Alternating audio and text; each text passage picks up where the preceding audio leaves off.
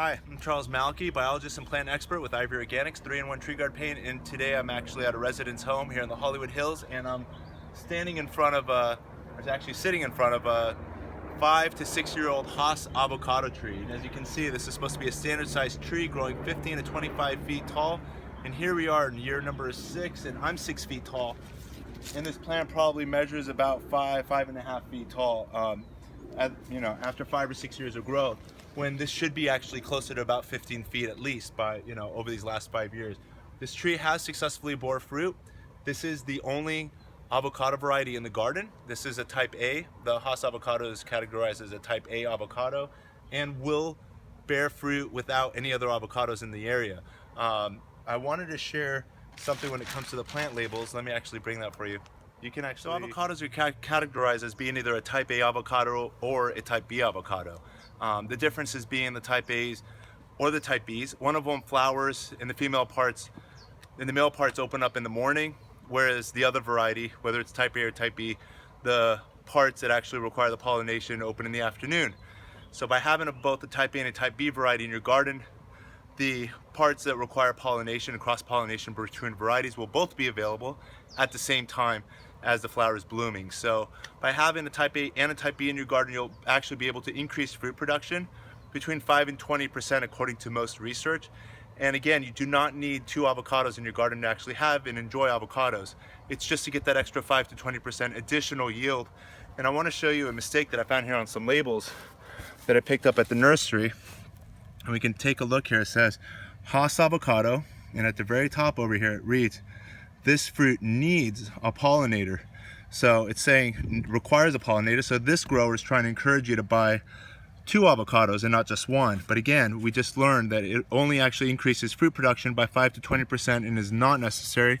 But here's another Haas avocado label that I picked up from another nursery, and it says on the back, if we just turn it over, pollination requirement, self-pollinating. This plant will bear fruit without another variety nearby. So this here is, conflicting information, but I'm telling you from now, and I've been growing avocados for about 2 decades, and avocados will bear fruit if you just have one variety. But again, by having a type A and a type B avocado, this here being a type A, Haas avocado, we're actually going to be installing a Fuerte avocado, which is a type B, and we're strategically bringing a type B so that they'll be able to pollinate each other within the same garden here in Los Angeles, California.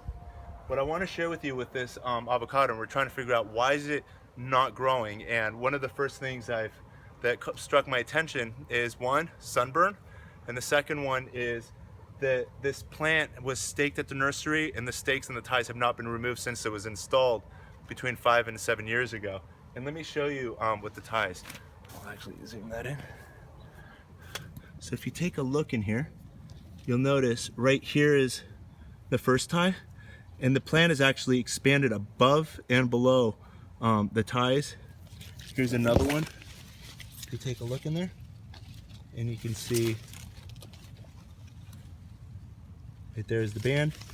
And again, the plant's being constricted both below and above, and what's happening is the waters and the sugars are not able to transport efficiently on this side of the tree.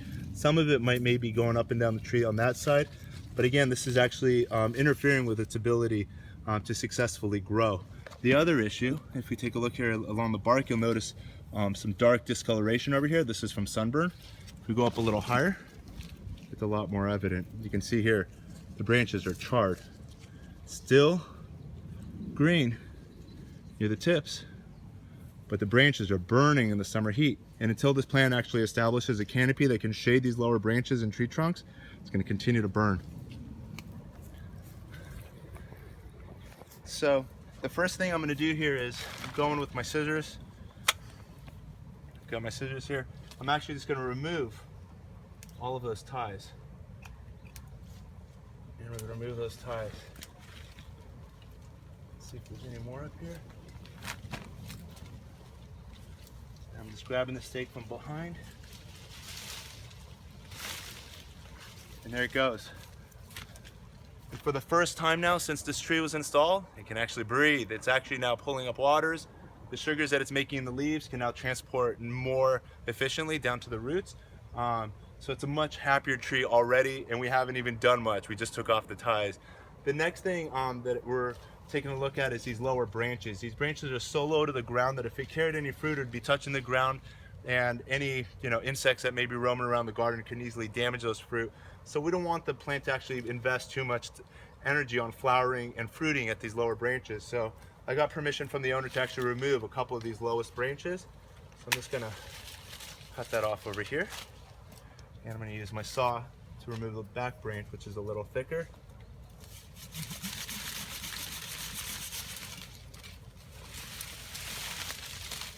And I want to point out that with these cuts, you'll notice that I pruned it about as close as I can to the tree trunk. I've left maybe about a 1/4 inch off the trunk so that as the plant continues to expand, this wound will be able to close. And at the end, we're actually going to cover this with Ivory Organics to further protect it from allowing, here's the other wound, and you can see it's pretty flush with the tree trunk, so that as the plant expands, this wound will actually close up and heal. But in the meantime, we're actually going to cover it with Ivory Organics 3-in-1 Tree Guard paint. That'll prevent any insects and any pathogens, including bacteria and viruses, to get into this entry point, which will get into the living tissue, which is right below the bark level. It's that green cambium layer that actually supports and provides all the nutrients and helps with the flow of waters throughout the tree.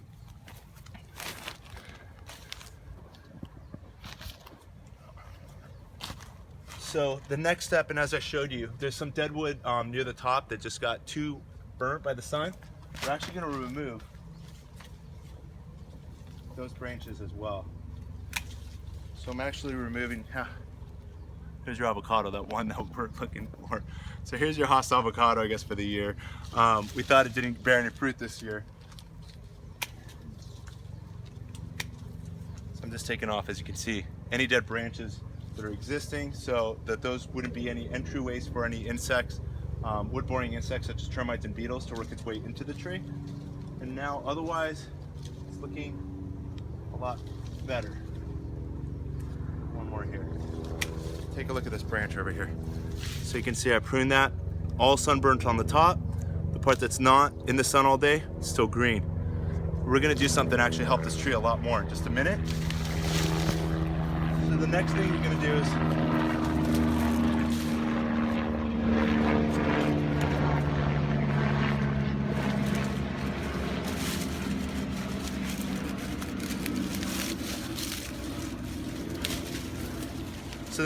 to do is try to remove all this ivy. We've got a lot of competing plants here in the area. These ivies are actually running roots, and I'll be able to show you some in just a minute here.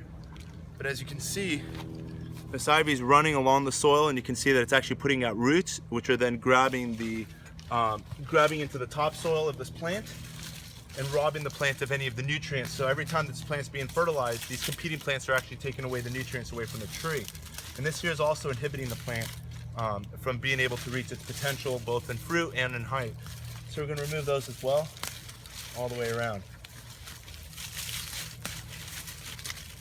We're not using any Roundup to kill these plants, as Roundup actually will introduce chemicals into your garden which may have a shelf life that may reach out into the decades. I'm not exactly sure how long the shelf life is, but even though it says it's safe, you spray the leaves and then the product becomes ineffective once in contact with soil.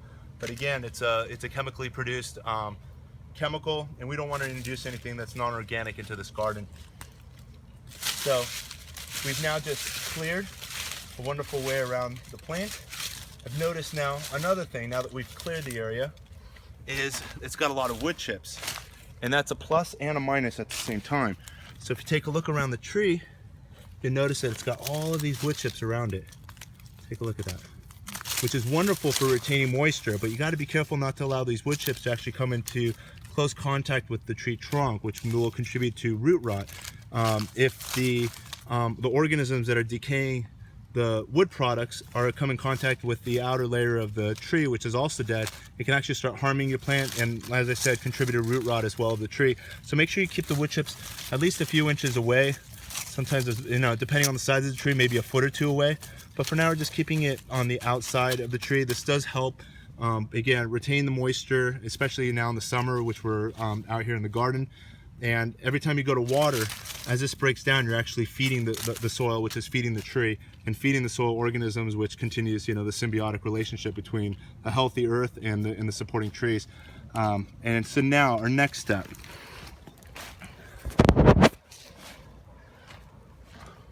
One of our concerns as well is, being here in Southern California, we've got a lot of clay soil, and one of our concerns is maybe this plant is actually experiencing, you know, feeling as if it's still in a container. So one of the things that we're going to do is, I've got this metal stake over here, and you can use anything, a wooden pole, but I'd just be careful with using something that might break off into the soil if you're using wood. Percent phosphorus. So here we are, we're just making sure that we drive our stake in as deep as we can.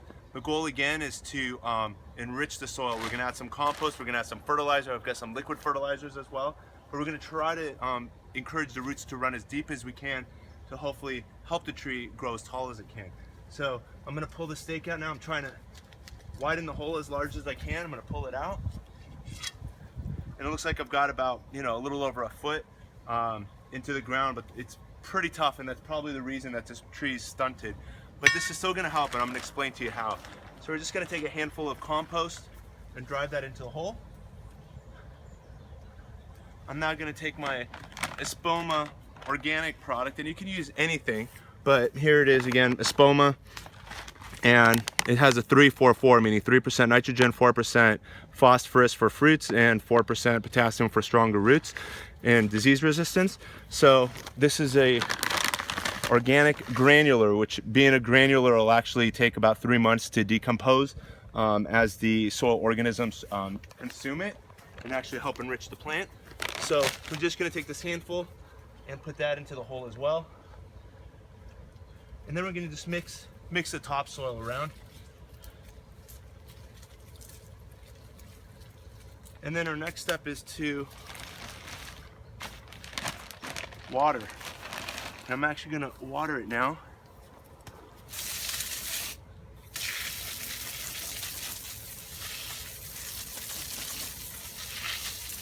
You're gonna want to water it as thoroughly as you can. You might spend minutes doing this, but for the sake of the video, I'm gonna stop right here. And then the next thing I'm gonna do is I'm gonna take a couple of products like this. This here is a fish fertilizer. Again, look at the numbers, 5-1-1, meaning a lot of percentage going towards growth. 5% nitrogen, 1% phosphorus, 1% potassium. We're gonna add a couple of tablespoons. And then we're going to do the same with another product here. It's another organic product with fish and kelp fertilizer. And the percentage on here is 2-2-2, 2% nitrogen, 2% phosphorus, 2% potassium. And we'll add another tablespoon or two as well to this container. And now we're just gonna fill it up with water. And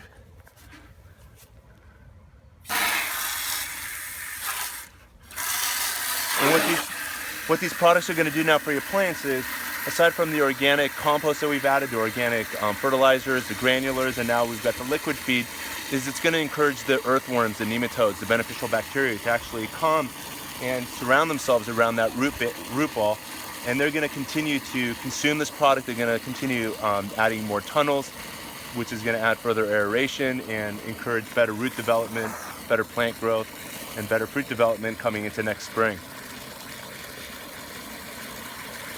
So here we go.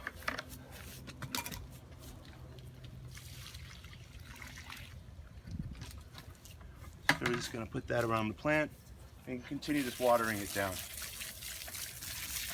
And again, take your time with this. You want to water your plants as much as you can. And again, this is going to improve the entire soil biology around the plant. The next thing I want to share here, and you might already notice from the time we started the video until now, I had a break where I started painting on the tree, and you can actually notice that the tree trunk and a lot of the branches have already been painted. And what I did was I added this product over here called Ivy Organic. It's a 3-in-1 tree guard paint. You just add water to it. It's a natural tree trunk and branch barrier for sunburn and insect and rodent, for use on roses, fruit and nut trees, ornamental trees and shrubs. It's a non-toxic, environmentally safe and organic product. And what I'm going to do here is basically take the product. Let me actually show you when I mix it. So you can see I've already added the water to it. It comes as a powder and with an oil vial, and you just mix it with water. And we're going to take a paintbrush now and just paint the tree trunk. And that's actually going to help keep the trunk and the branches cool throughout the spring, summer, and fall when we have extreme high temperatures. I want to show you some sunburn that's on the plant as well. If you take a look over here, you may notice right in there, there's actually quite a bit of burn that's happening along the top. And over here, some more burn. All these branches should be green. This is not old wood. This is actually all sunburn that's happened to the tree. Let me see if I can find some more over here. Here's some new growth.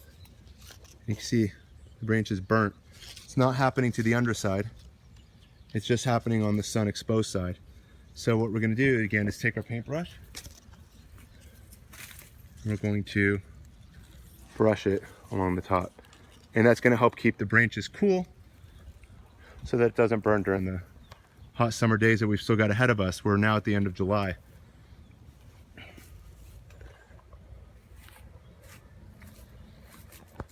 So after you've completely coated the tree trunk and the branches, the next thing I'm going to do is take a teaspoon or two of this product. So now it's a finished product. We've added the water already. I've now got a spray bottle here with water in it, and we're just going to add a tablespoon or two of water to the spray bottle. I've already added some before just so I can keep going a little bit faster for this video, but you're going to add a tablespoon or two to the water, and then now you can just spray the entire plant. And that's going to create a really light sunblock for the plant to keep it cool as we're going up against another 90, possibly 100-degree day again today here in Los Angeles. And take a look at what the sunblock actually looks like on the plant. So if I can zoom in here, you'll actually see on the leaves that they've got all these white dots on them. And that'll actually help keep the plant cool as it continues to get established and stronger over the course of the rest of summer and going into fall. Come and follow me, and I'm now going to show you our Fuerte avocado. So we talked about our Haas being a type A avocado. We've now got a Fuerte that I just installed as well in the garden. Let's take a look at that and get that ready for a good rest of this year here in the garden.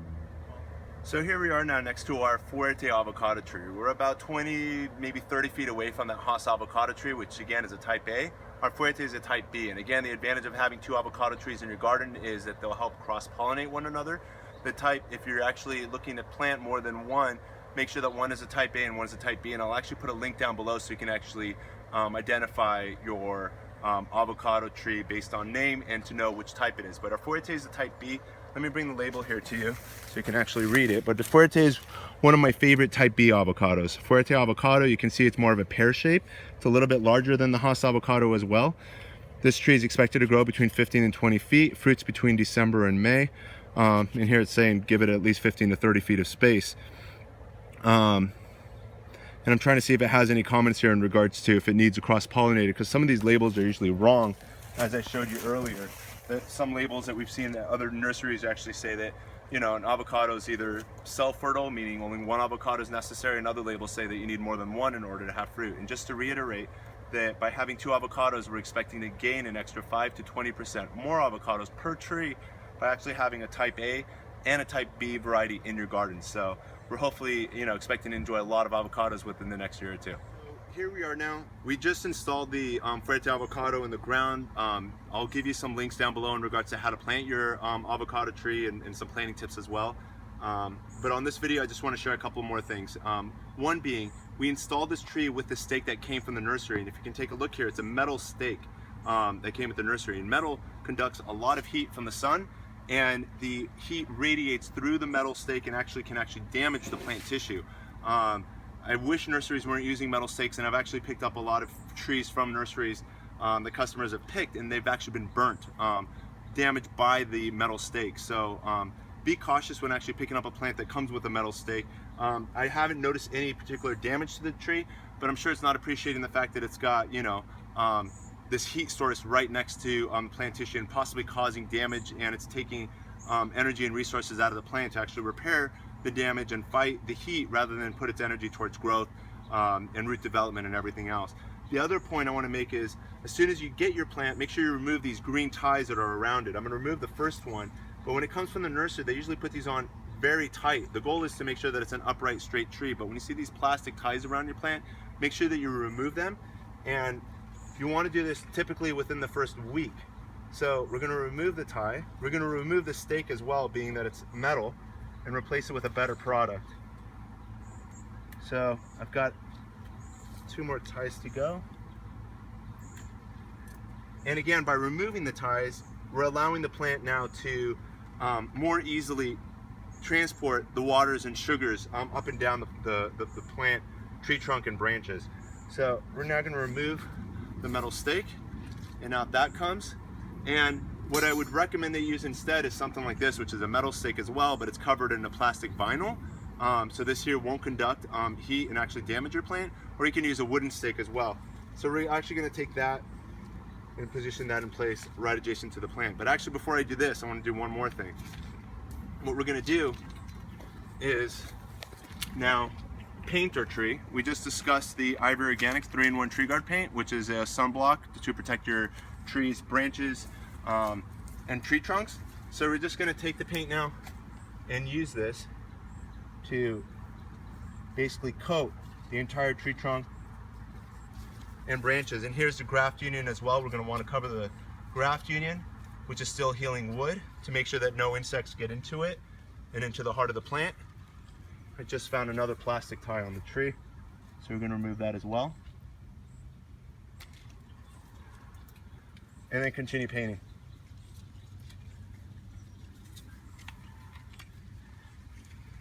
And we're just going to work our way up.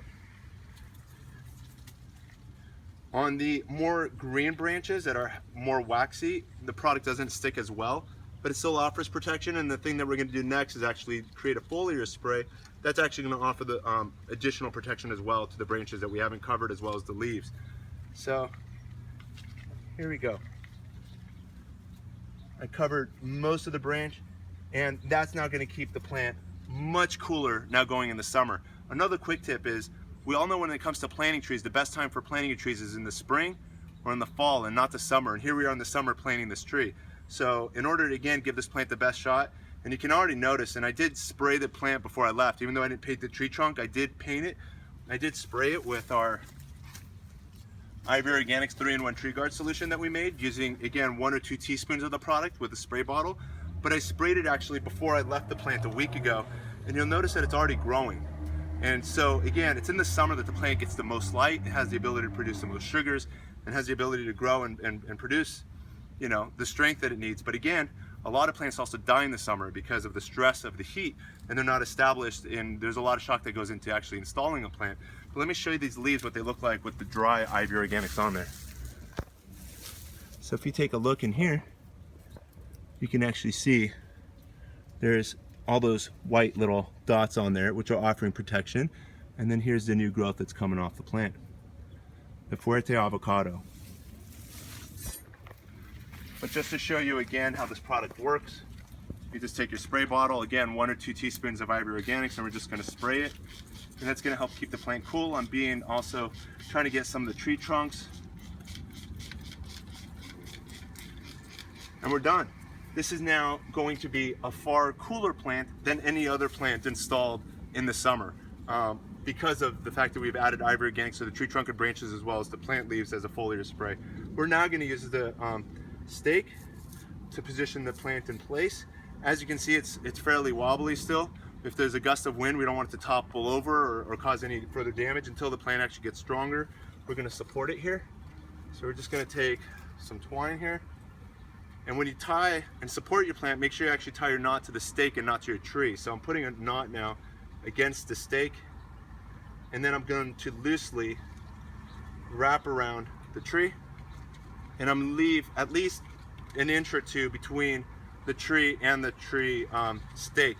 And I've actually got a few trees in my garden, which I'm going to show you in the upcoming week or 2, where I've done this earlier in the season, and the plant have already grown so much, and the trunks have grown so large in the last 6 months that it's actually beginning to strangle the plants as well. Even though I did a loose knot, just as you're seeing here, the plant actually filled in that space, and we're gonna have to loosen it and then re-secure it more loosely. And then there we go. And we'll cut off the excess string, and we're done. We've just installed the Fuerte avocado here in the garden, which is going to hopefully enjoy a good 50 to 100 years of fruit production and a lot of guacamole. If you've enjoyed watching this video, please like it, and most importantly, subscribe down below so you can be connected to all the other Ivory Organics educational gardening videos. Happy gardening, and thanks for watching.